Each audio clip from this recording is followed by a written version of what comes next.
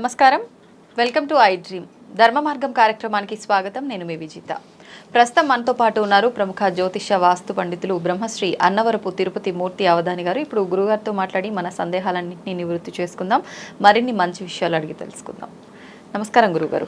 ఓం శ్రీ మహాగణాధిపతయే నమః. గురుగారు, ఇప్పుడు చాలా రకాల ఇబ్బందులు చూస్తూ ఉన్నాము. మార్పులు ప్రకృతిలో, జల ప్రళయాలని చెప్పి రకరకాలుగా చాలా ఘోరంగా జరిగాయి. ఇటువంటి ప్రళయాలు జరగబోతున్నాయని చెప్పి ముందుగానే బ్రహ్మంగారి కాలజ్ఞానంలో రాసి ఉంది అని చెప్పి కూడా విన్నాం. ఇదే కాదు, చాలా కొన్ని జరిగినప్పుడు బ్రహ్మంగారు అలా చెప్పారు, అలానే అయ్యింది అని చెప్పి కూడా పెద్దవాళ్ళు అనటం వింటూ ఉంటాము. అయితే ఇలాంటివి ముందు కూడా రాబోతున్నాయా ఇలాంటి ప్రళయాలు అని చెప్పి ఒక చిన్న సందేహం. నేను మీకు ఒక చిన్న విషయం చెప్తా, అది ఒకసారి గమనించండి. నేను చెప్పిన దాంట్లో మీకు ఏమర్థమైంది అని. అంటే ఇప్పుడు మనకు నడుస్తున్నటువంటి విధానం అదే, అందుకు చెప్తున్నాను. ఒక పాత్ర తీసుకొని ఆ పాత్రలో కొంతమంది ధాన్యపు గింజలు వేస్తున్నారు. అక్కడున్న కొంతమంది మహిళలు ఆ ఒక పాత్రని కుదుపుతున్నారు, అటు ఇటు కుదుపుతుంటే ఈ ధాన్యపు గింజలన్నీ కూడా ఎక్కడికక్కడ అన్ని సర్దుకుపోతున్నాయి. కొన్ని గింజలేమో అడుక్కు వెళ్ళిపోతున్నాయి, కొన్ని ధాన్యం గింజలు పైనే ఉన్నాయి. ఈ పైన ఉన్న అడుక్కు వెళ్ళిన వాటిలో ఎక్కడా కూడా తారతమ్యం ఎక్కడా లేదు. వాటిల్లో చివరికి ప్రతి ఒక్క ధాన్యం గింజ భోజనంగా మారవలసిందే, అందులో ఎలాంటి సందేహము లేదు. అలానే కాలం అనేటువంటిది ఒకటి ఉందండి. ఆ కాలం అనేటువంటిది ప్రస్తుత కాలంలో ప్రకృతి పరంగా కావచ్చు, ఎట్టుంచెడు చూసిన అతలాకుతలం అనేటువంటి స్థితిలో ఉన్నది. ఈ యొక్క అధర్మం పరంగా అభివృద్ధి చెందినటువంటి కొంతమంది ఉంటారు. అధర్మపరంగా వృద్ధి చెందినప్పటికీ కూడా కాలం అనేటువంటిది వాళ్ళని భక్షించేస్తుంది, అందులో ఎలాంటి సందేహము లేదు. ధర్మపరులు కొంతమంది ఉంటారు, వారిని సదా కాపాడుతూ ఉంటుంది. ఇవాళ కాకపోతే రేపైనా వాళ్ళని కూడా భక్షించి తీరవలసిందే. కాలం అనేటువంటిది కాలత్రయం, మూడు రకాల కాలాలు. మూడు రకాల కాలాలు కూడా మనం పడుకున్నా, లేచినా, తింటున్నా, ఎలా ఉన్నా ఆ కాల ప్రమాణం కాలం అనుసరించుకుంటూ వెళ్తూనే ఉంటుంది. అందులో మనం పావులం. మనం చూస్తున్నా చూడకపోయినా దాని ప్రభావం అనేటువంటిది నడిపించుకెళ్తుంది. ఏ కారణం చేత నడిపించుకెళ్తుంది మొత్తము అంటే, మనం చేసేటువంటి పంచమహాపాతకాలు, ఏకవింశతి అకృత్యాలు మనకు తెలియవు. ఎన్నో రకాల పాపాలు చేస్తూ ఉంటాం. కానీ తెల్లవారు లేచిన దగ్గర నుంచి ఎంతసేపటికి కూడా మనం ఎదుటివాడి మీద వేలు చూపిస్తాం తప్ప మనం చేసేటువంటి వాటి గురించి మనకు అసలు ఎక్కడా కూడా ఇంత కూడా ఆలోచన ఉండదు. మనం తప్పు చేస్తున్నాం కదా అని చెప్పి ఎదుటివాడి మీద పడి ఏడవటము, వాడిని కించపర్సెంట్ చేస్తూ ఉంటాం. దీని ప్రభావము కొంతకాలం వరకు బాగానే వస్తుంది. పాపం పండింది అంటారు కదా, ప్రారంధం అనుభవించక తప్పదు అని. ఆ సమయం అనేటువంటిది ఒకప్పుడు వస్తుందండి. ఆ వచ్చినప్పుడు సుమారుగా అది 142 రోజుల పాటు ఉంటుంది. దాని యొక్క ప్రమాణం 142 రోజులు దాని ప్రమాణం ఉంటుంది. ఆ 142 రోజుల ప్రమాణంలో ఆస్తిపరంగా నాశనం అవుతుంది, లేదా ప్రాణాలు నష్టమవుతాయి. ఎన్నో రకాల ప్రళయాలు, విస్ఫోటనాలు. ఇవాళ రాలేదు అనుకోవడానికి అవకాశం లేదు, రేపొద్దున రావచ్చు. అమ్మాయి ఇవాళ హాయిగా ఉన్నామంటే తెల్లారేటప్పటికి ఏదైనా మీద పడచ్చు మనకు. అటువంటి విపత్తులు అనేటువంటిది 142 రోజుల పాటు జరక్క మానదు. మనం లాస్ట్ చెప్పుకున్నాం ఆగస్టు కదా, కిందటి నెల ఆగస్టు 25వ తారీఖు నుంచి కేతు శుక్ర కలయిక ఉంది. దాని ప్రభావం అనేటువంటిది విశృంఖల విజృంభణం బాగా చూడవలసిన పరిస్థితి వస్తుంది అని అమావాస్యకు ఒకరు చూసేసాం. అటువంటి చూస్తాం, విస్ఫోటనాలు చూస్తాము, ప్రళయాలు చూస్తాం, అన్నీ చూస్తాం. ఇక్కడ కాదు, ప్రపంచంలో నలుమూలలా చూస్తాం. మన దేశం అనే కాదు, మన రాష్ట్రం అనే కాదు, నలుమూలలా చూస్తాం. ఎందువల్లంటే పుణ్యం అనేటువంటిది 2-3 చోట్ల నడుస్తుంది, పాపం అనేటువంటిది ప్రతి చోట ఉంటూనే ఉంటుంది. కనుక ఆ పాప ప్రక్షాళన అనేటువంటిది అవసరం. ఇక్కడ మరణం అనేటువంటిది సహజం, ఎక్కడ ఎప్పుడు ఏ విధంగా అనేటువంటిది ముఖ్యం. అది ఇప్పుడు నడుస్తుందమ్మా. బ్రహ్మంగారి కాలజ్ఞానం చెప్పారు, బ్రహ్మంగారి కాలజ్ఞానం చెప్పారు అని అంటే, కాళిదాసు కవిత్వం కొంచెం, సొంత పైత్యం మరి కొంచెం. ఆయన ఏమని చెప్పారు బ్రహ్మంగారు? మీరు చేసే అకృత్యాలకు చినుకు చినుకు చినుకు చినుకు పడితే అదేమవుతుంది? వాగవుతుంది, నది అవుతుంది, ప్రళయాలు వస్తాయి. ఏమీ లేని ఏమీ కాదు కదండి. అలా చినుకు చినుకు ఒక్కొక్కటి ఒక్కొక్కటి ఒక్కొక్కటి పెరిగి పెరిగి పెరిగి పెరిగి పెద్దబోతాయి. ఆ పాపానికి ఒక లెక్క ఉంటుంది, ఉమ్, నిష్కృతి ఉండదు, ఒక లెక్క ఉంటుంది. ఆ లెక్క దాటే వరకు భగవంతుడు ఉపేక్షిస్తాడు ఉమ్, ఎన్నన్నా. ఓకే. ఎందువలన మొన్న ఒక ఆవిడని అడిగా, ఉమ్, ఆవిడ నా మీద చాలా కోపం వచ్చింది ఆవిడకి. ఉమ్, ఏదో భగవంతుడి గురించి ఏదో విషయాల గురించి అడుగుతూ చెప్తే నేను ఉన్నవాడిని ఊరుకోక చాలా దైవికంగా మాట్లాడుతుంది ఆవిడ. ఉమ్, అన్నీ విని మీరు శాకాహారమా మాంసాహారమా అని అడిగా. ఉమ్, మాంసాహారం అండి అంది.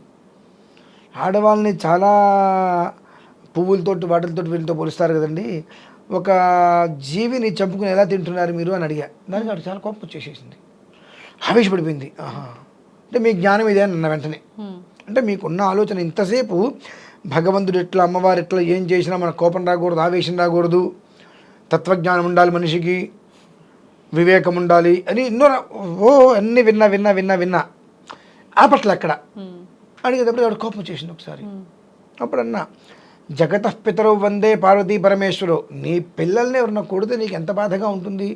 జగత్తు మొత్తానికి తండ్రి అయినటువంటి పరమేశ్వరుడు యొక్క సంతానం ఇదంతా.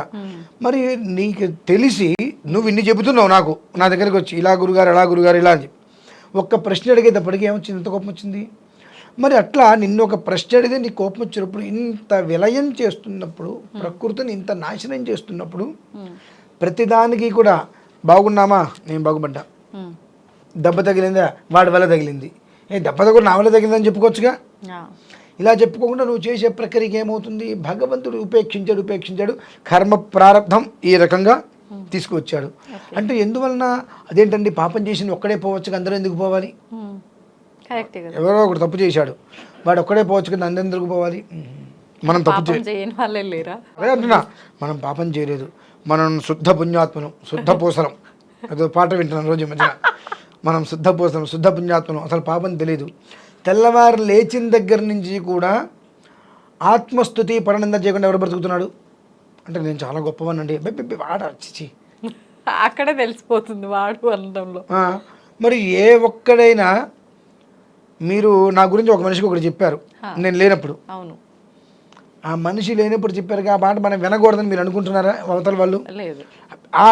మీరు ఏదైతే చెప్పారో అది నిజమాబద్ధం అనవసరం, దాన్ని ఇంకో రెండు కలిపి అవతల వాళ్ళు చెప్తున్నారు, అయిపోయాయి అంతే. ఇక ఇందులో ఇక పుణ్యాత్ములు ఎవరు ఉన్నారండి? అవును, తెలిసి కొన్ని, తెలియక కొన్ని, తెలిసే, ఏదో రకంగా తెలిసే. ఆ. అంటే ఇక్కడ నాకెందుకో ఇవన్నీ మీ ఎక్స్పీరియన్స్ చెప్తున్నారేమో అనిపిస్తుంది. మీరు ఎలా అయినా అనుకుంటమ్మా, రోగం వస్తే ఇంజెక్షన్ చేస్తారని భయం వేస్తుంది, తప్పు చేస్తే భగవంతుడు శిక్షిస్తారని చెప్పి మనకు భయం లేదు. కాబట్టి ఇటువంటి భగవంతుడు చూపిస్తున్నాడు. మీరు ఎక్స్పీరియన్స్ అనండి ఏదైనానండి, ఎన్నో చూసుంటామమ్మా. కరెక్టే. ఎంతమందికి ఎన్ని చెప్పినా వినరు.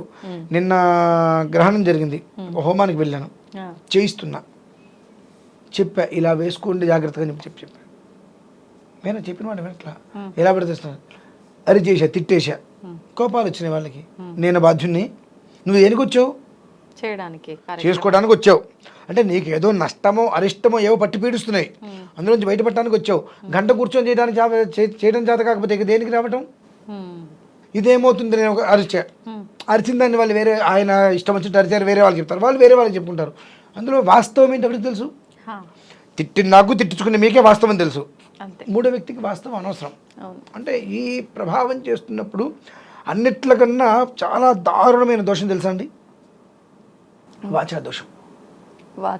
వాచా దోషం అంటే మనకు తెలియని దాని గురించి మనం మాట్లాడటం, మనం విన్న దాని గురించి మనం 10 రకాలుగా మాట్లాడటం, మనం చూడని దాని గురించి మనం మాట్లాడటం, ఇవి వాచా దోషాలు. దానికి ఎటువంటి ఈవెన్ ఈ దోషాలన్నీ కూడా మూలం ఈ ప్రమాదాలకి.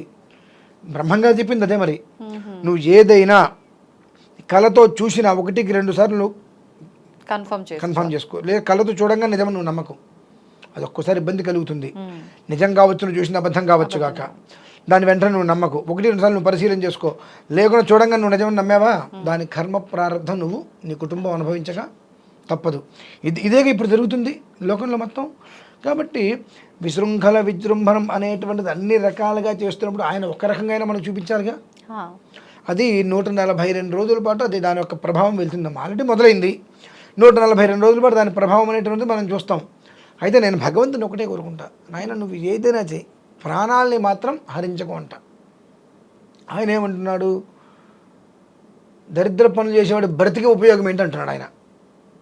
వీడి మీద వాడికి, వాడి మీద వీడికి తూపులు, ఇటు అటు మాటలు పొల్లలు పెట్టేటువంటి వాడు బ్రతికితే ఇంకో 10 మంది జీవితాలు నాశనం చేస్తాడు.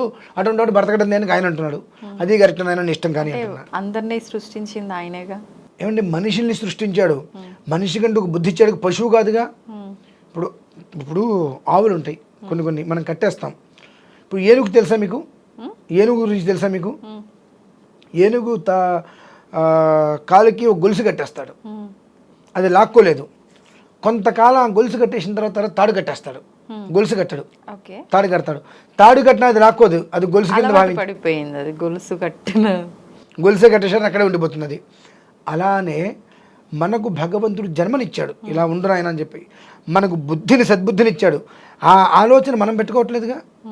ఇప్పుడు నిప్పుంది ముట్టుకుంటే కాలుతుందని తెలుస్తుందిగా, కానీ అనాలోచనగా ఎందుకు ముట్టుకోవట్లే మరి? అంటే మనం చేసే ప్రతి పని తెలిసే స్పృహ ఉండే ఏమవుతుందిలే, ఏం చేస్తారులే అని. అది చేయటం వల్ల ఏమవుతుంది, దాని యొక్క ప్రభావం ఈ రకంగా ఒక విధొచ్చి మొత్తం తుడిచిపెట్టుకుపోతుంది. లాస్ట్ టైం వచ్చింది కరోనా అని చెప్పి ఎవరికైనా బుద్ధి వస్తుందేమో అనుకున్నా, ఎవరికి రాలా. ఈసారి వచ్చేటువంటి దాన్ని కూడా బుద్ధి రావాలని కోరుకుందాం. అంటే ప్రమాదాలు రావద్దు, బుద్ధి రావాలి. ప్రమాదం వచ్చిందా ఒక్కసారి మొత్తం ఉడిచిపెట్టుకుపోతుందమ్మా. మొత్తం ఉడిచి అంటే నాకు ఒకటి గుర్తొచ్చింది గురుగారు, యుగాంతం అంటే అదే కదా. అది యుగాంతమేం కాదమ్మా, 8-10 సంవత్సరాల్లో యుగాంతం. అదే పచ్చి అబద్ధమైన మాట, అదేం లేదు. కాకపోతే అంటే పాపులు మాత్రం పక్షులు రాలిపడిపోయినట్టు రాలిపడిపోతూ ఉంటారు. అబద్ధాలు చెప్పేవాళ్ళు, అప్రమాణాలు చేసేవాళ్ళు, స్వార్థ బుద్ధితో ఉండేటువంటి వాళ్ళు, ఇటువంటి వాళ్ళు ఉంటారు కదా. వీళ్ళు మాత్రం పెట్టలు రాలినట్టుగా రాలిపోతూ ఉంటారు. సగం భూమికి భారం తగ్గుతుంది. అంటే ఆ భయం అనేటువంటిది మనిషికి లోపల వస్తుంది. మరీ ఇంత అన్యాయంగా ఉంటే దెబ్బలు తగులుతున్నాయి, కొంచెం మనిషి మారటానికి ఒక మార్గం కనిపిస్తుంది 10 సంవత్సరాల్లో అంతే. కానీ 10 సంవత్సరాలలో మాత్రం చూడరాని కరాని ఎన్నో చూస్తాం. అప్పటి వరకు దానికి 142 రోజులు చాలమ్మా. మన దగ్గర ఉన్నాయా? మన దేశానికే కాదు, పరిసరాల దేశాలతో సహా అన్నిట్లకి ఉంది 142. ఎలాంటి ఇబ్బందులు అంటారు ఇప్పుడు జరుగుతున్న జల ప్రళయాలు లాంటివి? మా ఇబ్బంది అంటే ఏదైనా ఇబ్బందే. ఇప్పుడు మామూలుగా ఏదో చిన్న యాక్సిడెంట్ అవ్వడం వేరు, భారీ ప్రమాదం జరిగింది, అగ్ని ప్రమాదం జరిగింది, విస్ఫోటనం జరిగింది, ఒక ఫ్యాక్టరీ తగలబడిపోయింది. ఒక ఫ్యాక్టరీ తగలబడిపోయింది అంటే అందులో 1000 మందో 100 మందో కార్మికులకు భుక్తిపోయినట్టేగా, అది ప్రమాదమే. కార్మికులు అందులో ఎవరు ఉండక్కర్లేదు, అందరు ఇంట్లో పడుకున్నారు. రాత్రి పడితే ప్రమాదం జరిగింది, రేపంచి కార్మికులు వెళ్ళడానికి వీల్లేదు, వాళ్ళకి భుక్తి లేనట్టేగా. ఎటువంటిది ఏదైనా ప్రమాదమే, మనం చూడక తప్పదు. భగవంతుని వేడుకోవటమే అమ్మా, ఇంత పరిస్థితులు మనకు వద్దు అని. ధన్యవాదాలు గురుగారు. పరమేశ్వరార్పణం.